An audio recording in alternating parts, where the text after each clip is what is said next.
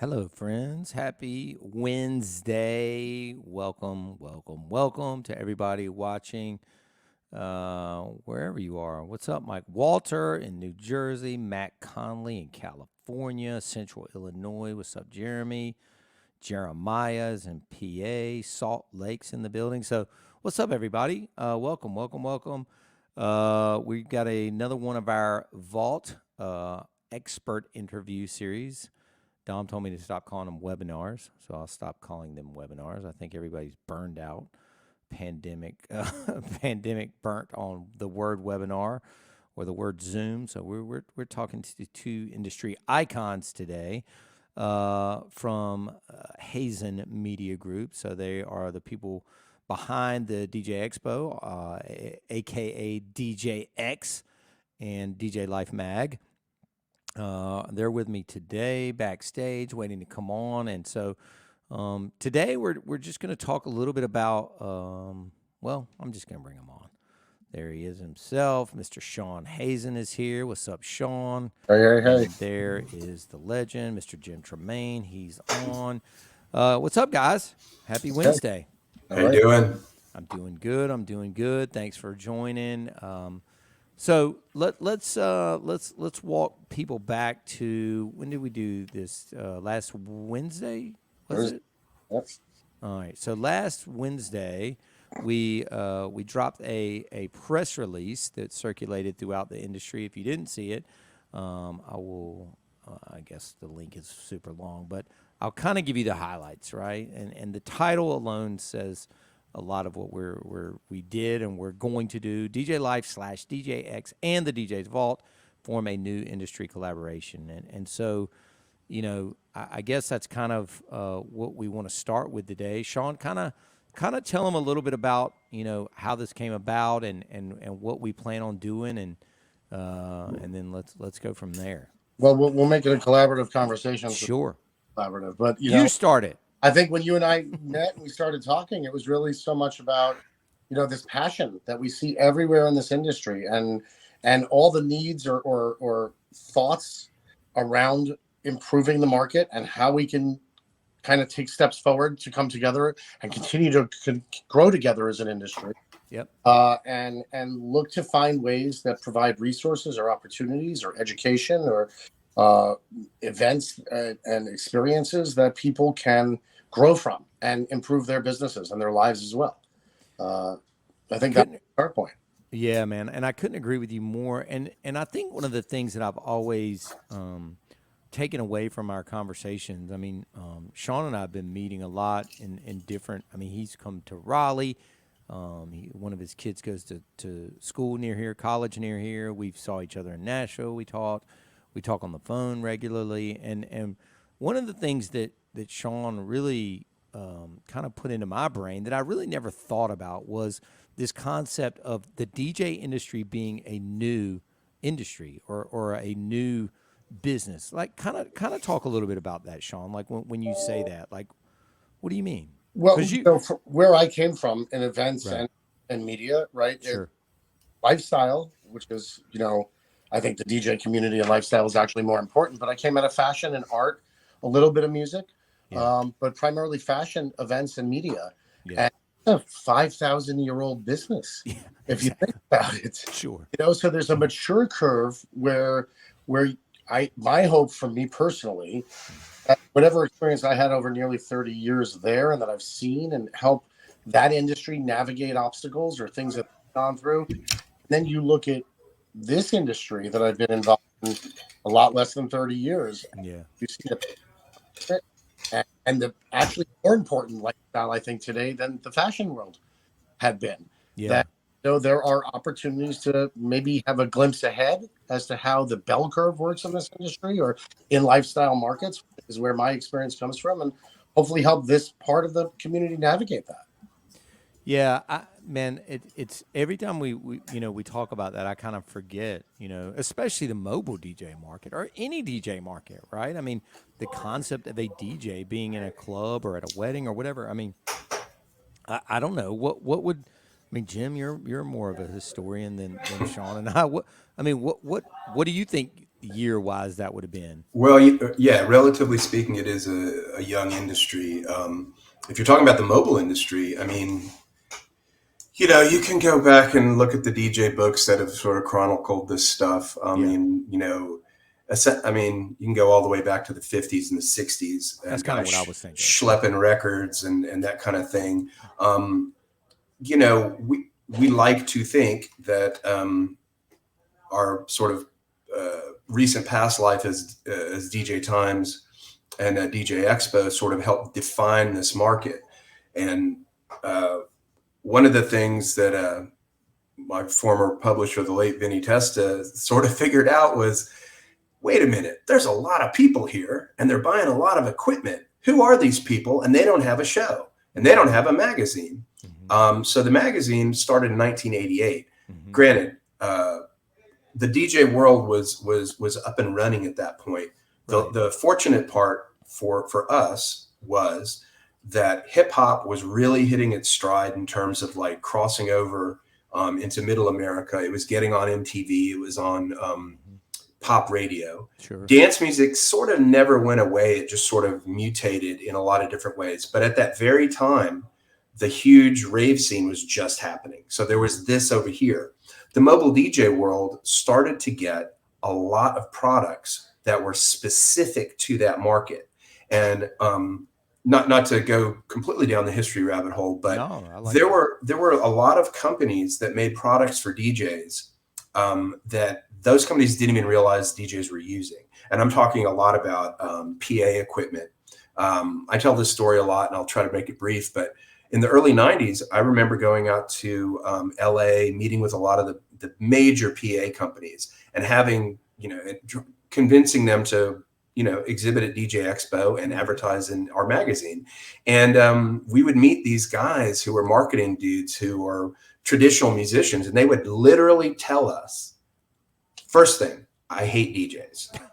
And you're taking jobs from real musicians. Right. And then I would explain to them, well, here's a story on a guy in New Jersey or Pennsylvania or California. Right. And this guy has 12 of your top of the end top systems, plus, remember power amps? Plus a ton of power amps. This guy has spent well into the six figures just on gear alone. Have I got your attention now? Right.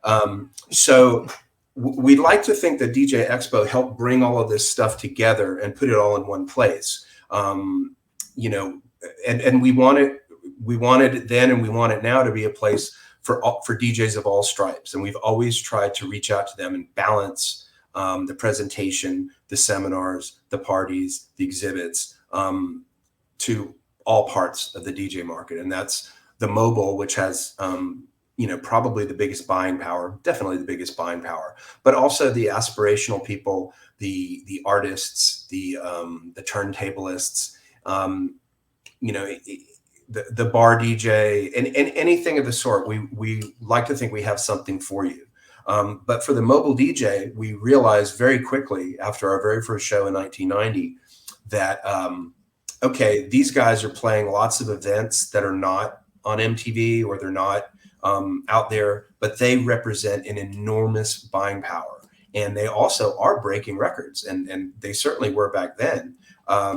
So we wanted to not only throw some shine on that part of the market, but we wanted to celebrate it. And we also wanted to tell all of the equipment manufacturers and distributors that here is a very viable market. Here, you can meet them. You can have your own little focus group with these people. Just ask them what they want, and I guarantee you they'll tell you. Mm-hmm. So going back to, how we started this conversation and again, Sean and I meeting and talking about how similar the goals are, for these companies. And, like Jim said, I mean, he's been with what used to be Testa for decades, literally. Shawn comes from the fashion background and putting on these massive events and shows, and he and his partner purchased the business, 2-3 years ago. But we're all like super aligned on the end goal, which is to make DJs better, to get more respect for us, to get to be at a cocktail party at Christmas and people do stop asking, oh, so you're still doing that? I want to slap the shit out of those people, quite frankly. And so it's our goal is aligned so closely that's why we did this collaboration, or this it's not even that's all it is. It's a collaboration of two disruptors, creators, like-minded companies and individuals coming together just to basically raise the bar in the DJ industry as a whole. Doesn't matter if you're mobile, club, church. We don't care what you're doing. We just are trying to raise awareness of what a DJ is, why they are demanding $5,000, $10,000, $20,000. Like, it's all, everything we do in terms of educating DJs is for you guys. You know what I mean? And to help them do better business. Right. Right. The business part is the hardest part, right? Because there was, and still isn't, a manual, right? It's not like if I go and buy a Smoothie King franchise, I always use this example. If I go and invest in a Smoothie King franchise, they're going to hand me a book of exactly how to run that business. Exactly, here are the recipes, here are the places you market, here are the places you don't market, here's what the sign's going to look like, the brand, where you can put the brand. I mean, it's all spelled out. DJ companies are different, And regional. And regional, correct. Yeah, I mean, that was one of the most alarming things when we first started doing DJ Expo. We started in Atlantic City. We did one in Chicago. We did one in Orlando. We did 3 in LA. We did 2 in San Francisco. And let me tell you, I always joke that people talk about the difference between the North and the South, and I'm a Southerner living in New York, so I can tell you about that. But I actually think there's a bigger difference between East and West than North and South. And if you talk to the LA DJs, the San Francisco DJs, the Arizona DJs, the Vegas mobile DJs, they go about their business very different, not only in marketing, but in performance, from the guys who are duking it out for the mitzvah market in Philadelphia or South Jersey or New York or New England. And if you come to DJX, you'll meet all of those people, and they are very passionate. They're very aggressive. They're very smart, and you have to be to survive up here. But in California, you can talk to the smartest guy in the world, but he'll never. It's almost like he doesn't have a pulse, So I recognize the regional differences, and actually going back to Georgia, where I'm originally from, and talking to those DJs, very different from the Northeast corridor, from Washington D.C. up to Boston. Mm-hmm. So yeah, it's not a cookie cutter situation. You can take some wonderful ideas and apply them in your market, but you better be attuned to your market and make sure that it'll work there. What's interesting about that, if I could jump in on that, is that unlike every other industry, right? You have distribution and you have services that serve the national market. Here you have the regionality of it, which actually allows like-minded talent in regional areas, the best of those regional areas, to sit down and have no problem communicating, collaborating, working with each other, because the border itself doesn't create a threat. Whereas in my old world, you're distributing product to everybody across the country. You don't want your competitor anywhere near you. So it's actually a really interesting thing that passion actually lends to helping hands in education. And that's what I've noticed the most amongst my time here, which is something I'm the most enamored by. It's that not just the passion for what you do, but the ability to do something with the passion you have. Yeah, I mean, as somebody that travels all over the country and networks with DJs, mostly mobiles, all over the country, I have noticed that most DJs, for the most part, are very sharing and open. Now, again, within different markets, you know what I mean? And I'm a little bit different. I remember when I started the DJ's Vault, all my guys were like, "Holy shit, man, you just told everybody everything we do." And I always, even the people in my market, you spend $30 a month, you can join the DJ's Vault and learn to be like Joe Bunn. And I was like, but guys, at the end of the day, you still have to freaking do it.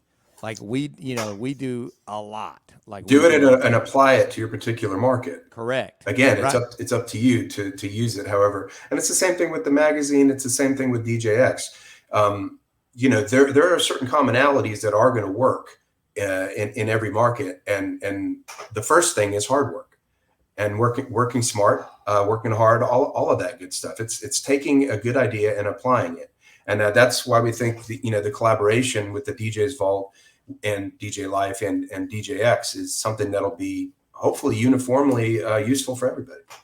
So let's pivot for a second and talk about what we mean, what each of us kind of think raising the bar means, because I kind of titled that today just off the top of my head because I needed something short that would fit in the character limit of the text blast. But sure. What, Shawn, what do you think that means? I mean, because you're the media company owner, and you're deeply integrated, especially now over the last several years, into the culture of DJs of all sorts. But you're not an actual DJ. So what does it mean to you? And then I'll go to Jim and then myself. I think on the media company level, I've always kind of come from and learned that as a show producer, a media company, especially now today with all the availability of integrated media, social, digital, streaming, broadcasting, journalism, which we're blessed to have,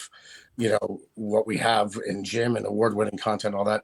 I've always learned, first and foremost, our responsibility to play a role of leadership in the industry, to help the industry that we represent. And I've always looked at it like this, to provide them with information, help avoid obstacles of the future, look for solutions.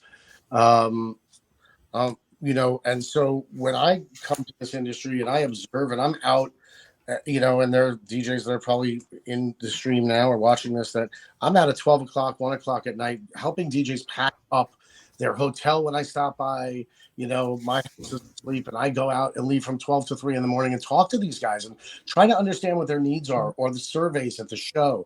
And we try to craft our experience about that. But it's I think the major statement is you walk the walk, right? And we have to lead by, for us, for me, and Robin and Jim and the people at the table of our organization, it's a really delicate balance between honoring our legacy and the memory of what came from 30 years of incredible work, to making what we're doing more, continuously culturally relevant and modernized. And we've invested a lot in the digital of our business.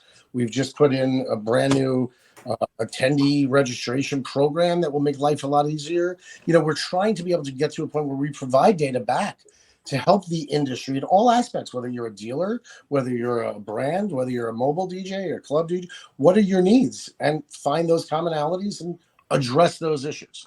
That's on the editorial side, which is the magazine, the website, but also the content of the seminars and the panels and the keynotes at DJX.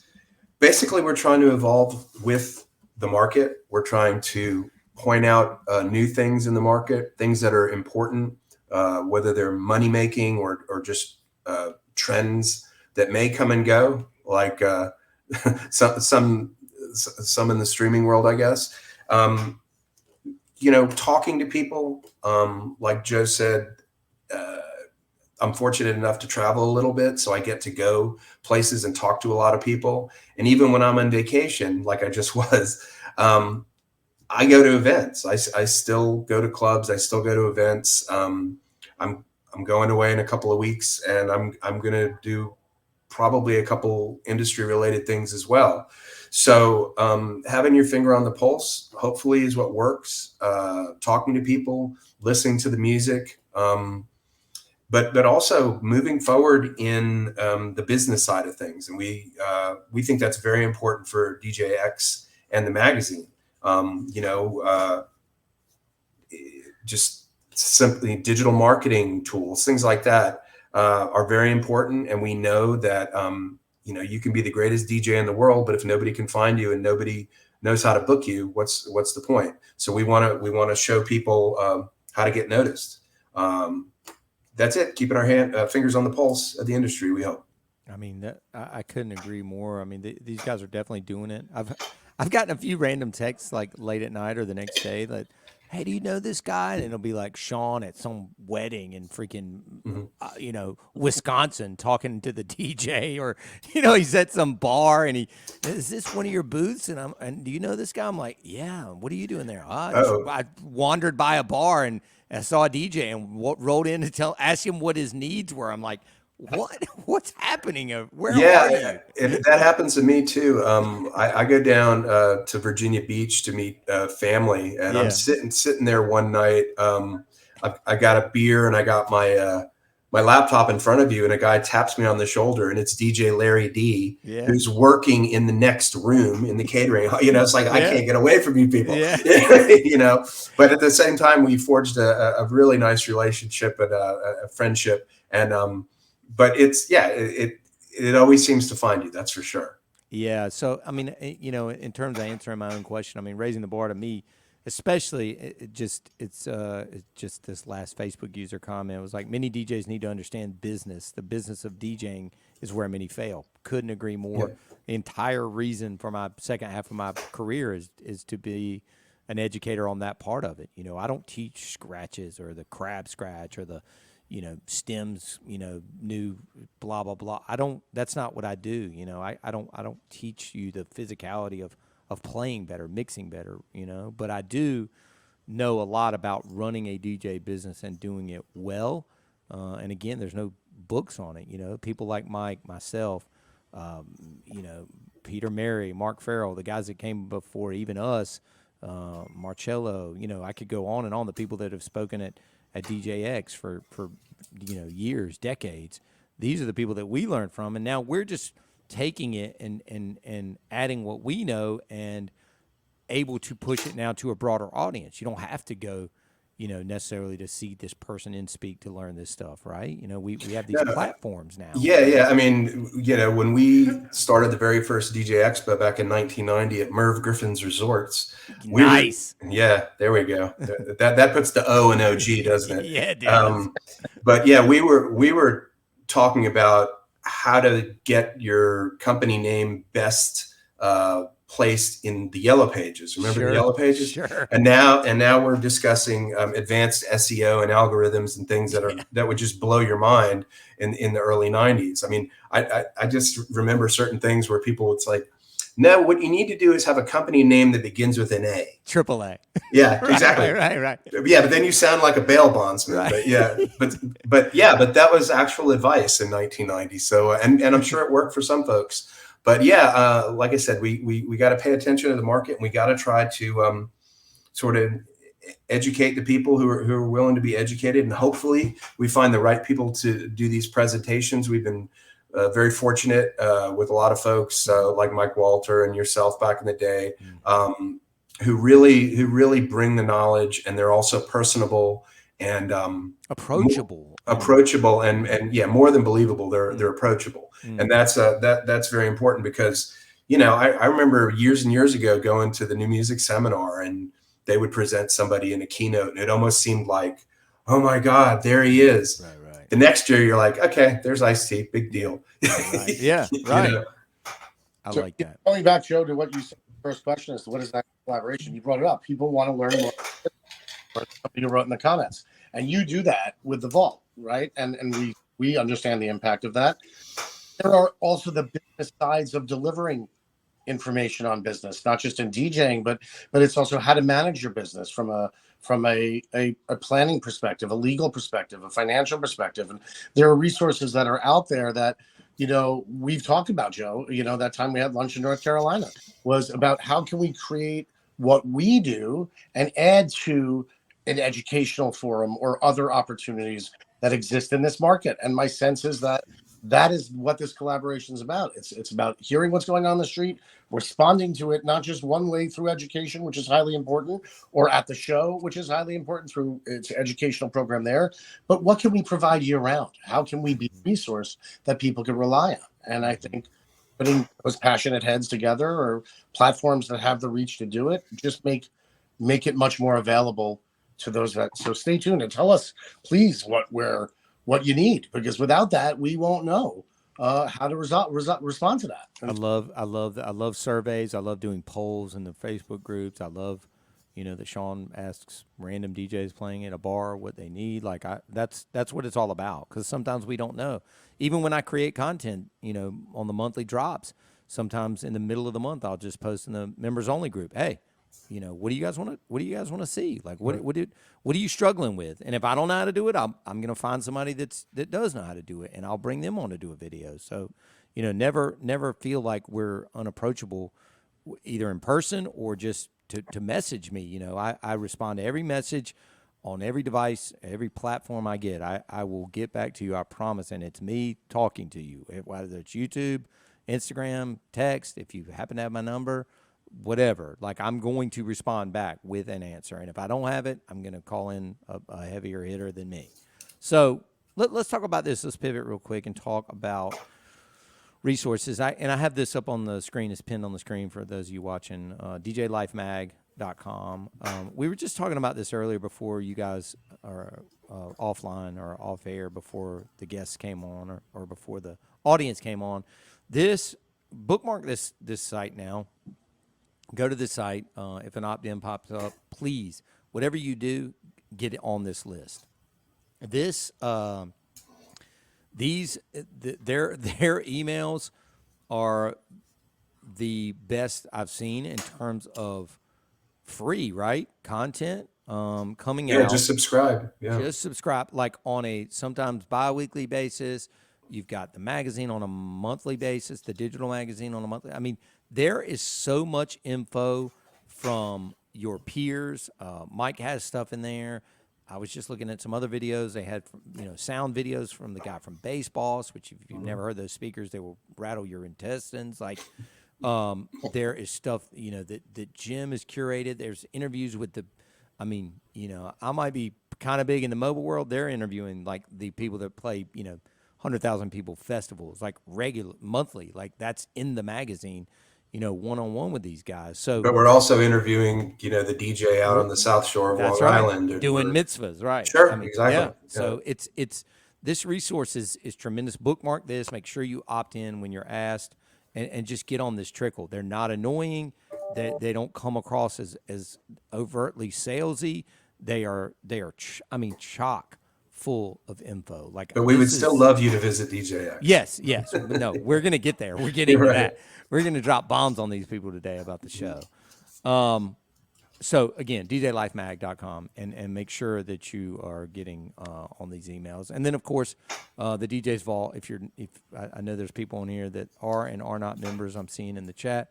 It's the DJsVault.com, of course. So just make sure you're a member. These things, I guess, are just quintessential resources that I believe that DJs should have. It just should be as common as having a extra USB cable in your backpack. Like these are preeminent things. And now let's kind of shift focus a little. Or Shawn, go ahead. Aside from the emails, just 76% of you are iPhone users. The other 24 are Droid users. We are on Apple News. Just find DJ Life Mag on Apple, Google News, and you could get your aggravated feed that way as well. So it's about just the information that's available to you, and it's an incredible job that Jim and his team did. Yeah, dude. Just next level. And so you can still order though, right, Shawn and Jim, the actual like hard copy like we use. You can buy them, yeah. Okay. It's not like a subscription situation as it was before, but we do have a printer, and you can order magazines. The more you order, the less it costs. Nice. Okay. Okay. Yeah, it's a different era now, and they have kind of ushered into it in a really well done way to the point where it's one of the few emails I actually look forward to. This is one of the magazines we actually printed just as an example. Yeah. Shawn showed me one of those when we were together somewhere. Okay, so let's talk a little bit about the show. And again, we've, Mike and I, we were doing the podcast last year, I guess last summer. We had these guys on. We talked a little bit about the show going into it. I guess it's always pretty much in August. Always going to, or now it's in August in Atlantic City. And let's talk a little bit about, Shawn, your experience, over since you took it over. Where where it's going. Let's just talk about that, like where we're going with it, or where you're going with it. Like I said, I think that, one of the first videos out there was that YDX video to talk about just the diversity of the market and to be included. The magazine runs under the context of the nexus of every DJ, therefore we have to act in court of all DJs and every category. I think for me, when I look at the show, it's the balance, like I said before, about honoring its past and what incredible work it's done and evolving it to the future. We've always been a publishing company that ran an incredible event, and with my involvement and my experience, which is the reverse of that, I was an event company, that had magazines. And so I look at all aspects of it and elevating the experience. We hope that those who've been there will notice everything from visually. You're starting to see, the show evolve, the way the floor is merchandised and some approaches to that experience. One of the things that we want to do, and we've heard this from DJs, is make more engaging related experiences. We know that there's an opportunity to trade product and buy product, and that's fine, and that's an important facet. But I also think it's about learning to the tutorial component of working with the manufacturer and asking questions right there on the spot, and what's happening with brands. We're working a lot with brands now, and a couple will be coming up, which we're excited for this August. That will be product drops at the show, which we haven't seen in a bit. And so we're excited about that kind of action. I think our general goal with the show is to continue to elevate every level of its experiences while making sure it's diverse and inclusive. And we hope that's coming through. Rome, as I say, wasn't rebuilt in a day, right? Built in one. And so, I say that with the most respect to Rome, because we want to make sure that the levers we're pulling and the things we're changing don't alter the authentic genetic code that we created. You started talking a lot about, the one thing I think I'm most enamored by, and this is the past, is these amazing memories of being at DJ Expo and wherever it was, and the gym stories that he tells, and talking to you, Joe, or their first experiences. I was going to leave the DJ industry, and then I bumped into Mike Walter, and it reinvigorated whatever it was. We've kind of pivoted our focus from a branding perspective a little bit more to include the community. Sure. And so I think it's about continuing to hear the feedback. So you talked about technology before. I don't want to go too deep into it, but I have some stats because you know me like you. I'm very much about that. 18% of our attendees have been to 20 plus years of shows. Wow. 18% of our attendees are first-time show users.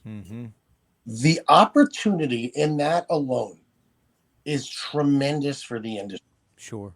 And so, and amongst a million others, what's my goal? What's my vision?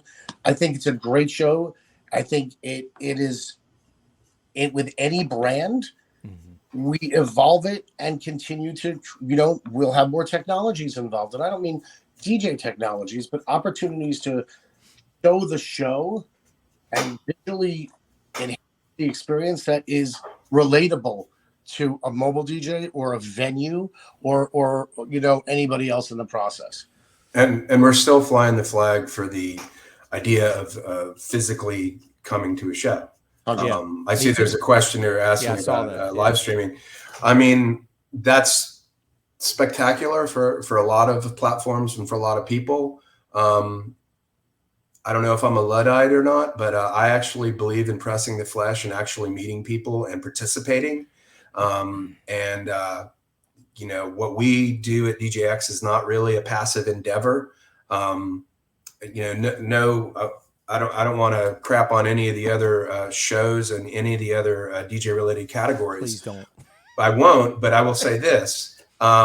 When COVID was happening, some of the, and I'll use one because it's not really part of the mobile market, but one of my favorite shows to go to every year, it's not a mobile show, but it's called the Amsterdam Dance Event. It's a tremendous show. It's supported by the city and the country. And they did a digital online thing during COVID, and it just didn't have the same thing. It was hard for me just to push buttons to care enough to watch it, So we really, really believe that, if you get off the couch, maybe get in your car, get on a train or plane, whatever you need to do to get to Atlantic City, it's we truly believe it's incredibly valuable for you. And you will have, not only will you have fun and an experience, you will meet people who could change your life and who can change your business. And yes, you will have, memories forever. But we really believe that you will come back with ideas that will help your business and help you as a DJ. Can I jump in on that? Yeah, yes, Shawn. Yes.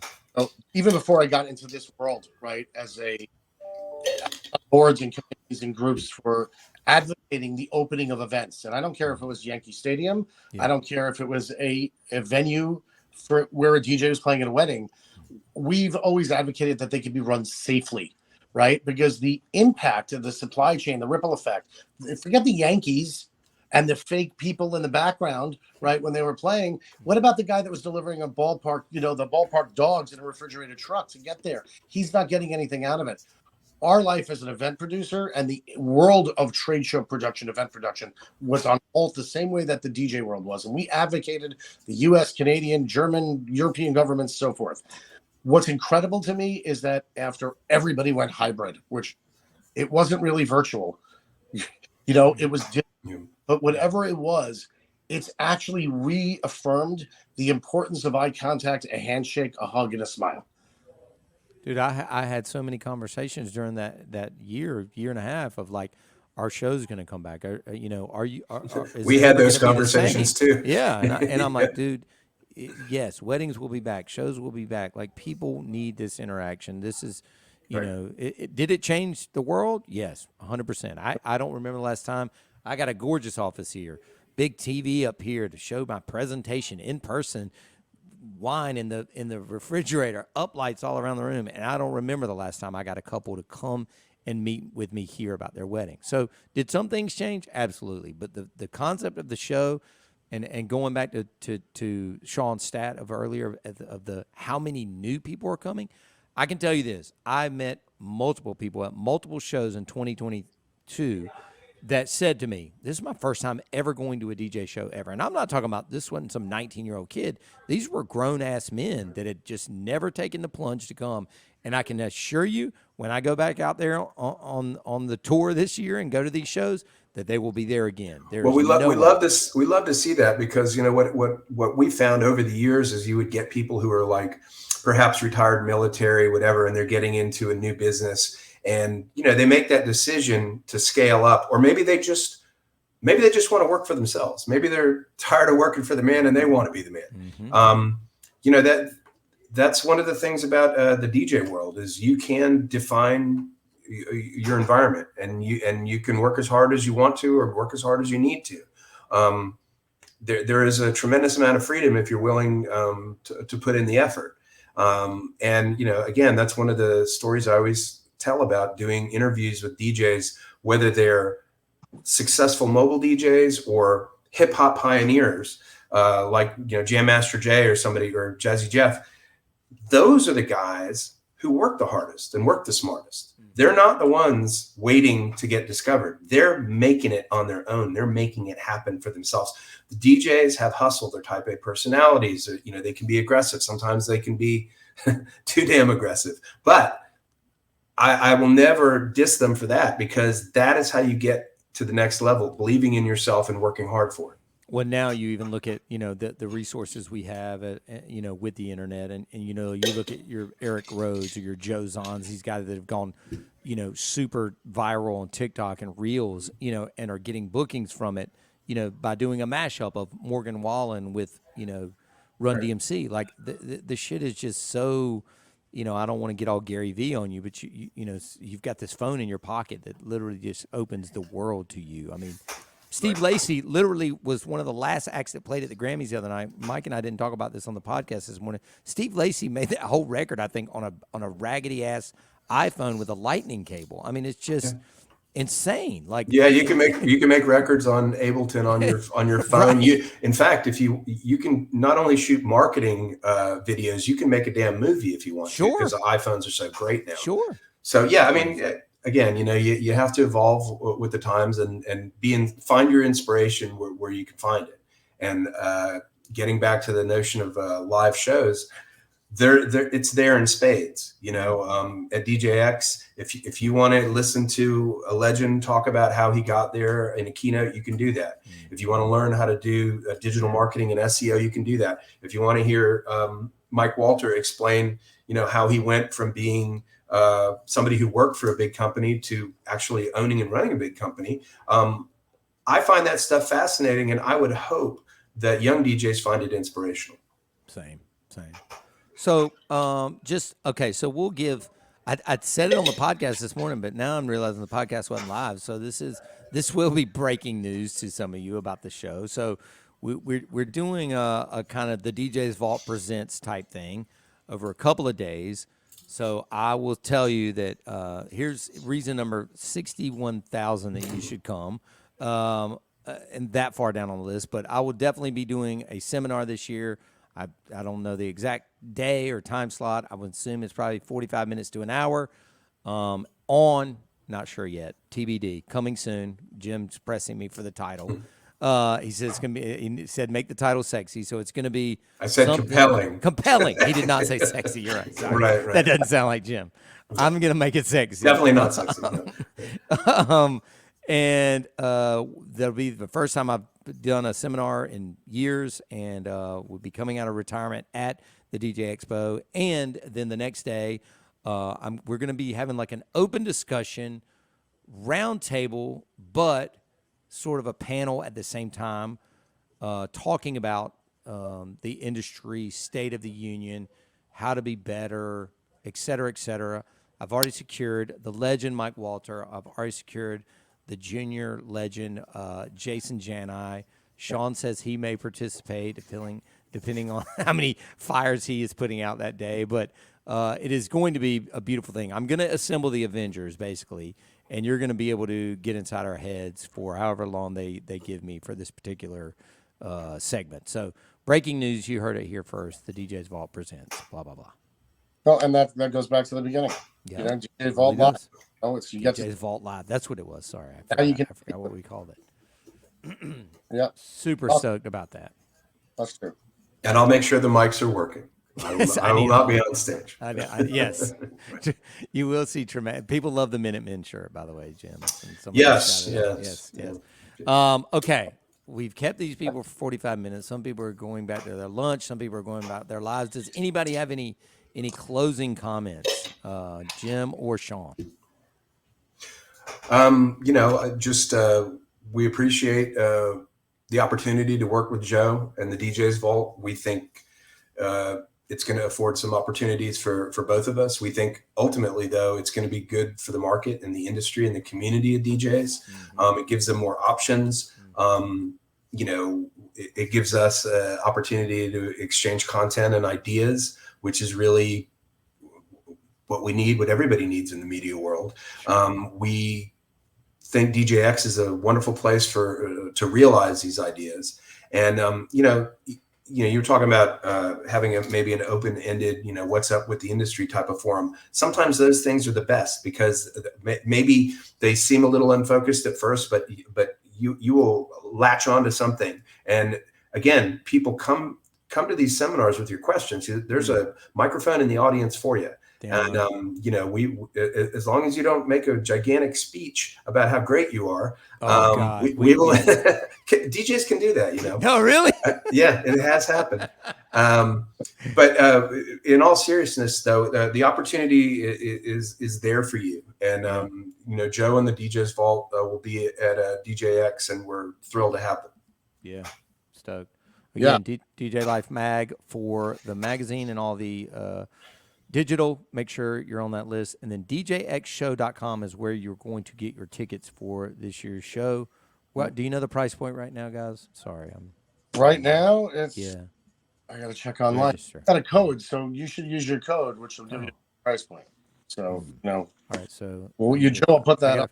I gotta find my code. Yes. To add to what Jim said, and again, thank you, Joe, and look forward to continuing to work with you. And I would just encourage anybody that's out there, share their thoughts with us too. What can we can improve things if we know what they are, right? True. And so we're also quite open and want to understand so we can help play that role. Yeah, man. Please, come to us. Tell us your problems. Tell us what you like. Tell us what you don't like, and we will do our damn best to meet those needs. I mean, that's literally our jobs. I mean, I still go out and play shows, obviously, but a big part of my career now is based on helping DJs, and these two guys can say the same. So thank you all. Yeah, that's the same thing. When people come to me with seminar ideas, you know, we go back and forth about them, but ultimately, I'm looking for something that isn't just going to be ego food for the presenter. I want something that offers solutions for the people in the audience, because trust me, I go to conventions all the time and have for the past 30 plus years. Same. And there are times when I walk out and I'm like, that was the most awesome thing I've ever seen. Or, you know what, this would have been better if. So, you know, I try to steal from the best and kick the rest of it to the curb, because trust me, a lot of these music industry seminars, they are just wank fests. Yeah. You know, they really are. It's I am so great. And here is why I am so great.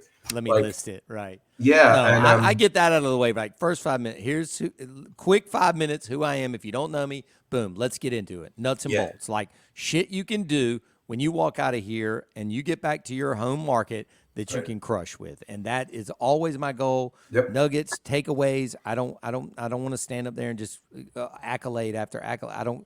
That's not what I'm there for. Like you're going to get the nuts and bolts Joe Bunn plan for what worked for me, and stay away from this because he's almost bankrupt. Yeah, I mean, I may be a little bit of a cynic sometimes, but the reality is I have a responsibility to this audience. And if they're paying money or they're reading the stuff that I'm putting up or any of our writers are putting up, you know, our responsibility is to keep pushing it forward and to offer solutions. And that's kind of hopefully what we're doing. Truth. All right. Well, we'll see you all in Atlantic City. That's all I got to say. August 7 through 10 at the Hard Rock Hotel and Casino, which is a wonderful venue. And it's right on the boardwalk.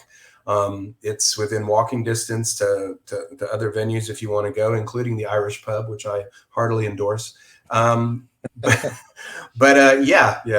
tell everybody. But exactly. But yeah, we think you'll have a wonderful time there. It's a Monday through a Thursday. The seminars run Monday through Thursday, and the exhibits are Tuesday, Wednesday, and Thursday. I promise you, be there. Just show up this year. You'll be a fan. All right, gentlemen, everybody listening, thank y'all so much. We will talk to y'all soon. I'm sure we'll circle back in the summer and hype up some other things that are coming to the show. Yeah, we got some updates. We got a few things that you don't know about yet. So stay tuned. We'll have these guys back on in the summer, and then everybody will be tan, and we'll go from there. Thanks everybody for watching. Appreciate y'all. Thanks y'all.